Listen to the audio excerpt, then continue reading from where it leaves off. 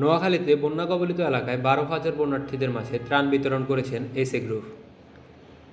আজ সকাল 11টায় সোনামুড়ি উপজেলার ডেউটি ইউনিয়নে এসএ গ্রুপের চেয়ারম্যান সালাউদ্দিন আহমেদের নিজ বাড়িতে চাল ও তেল সহ বিভিন্ন সামগ্রী বিতরণ করেন।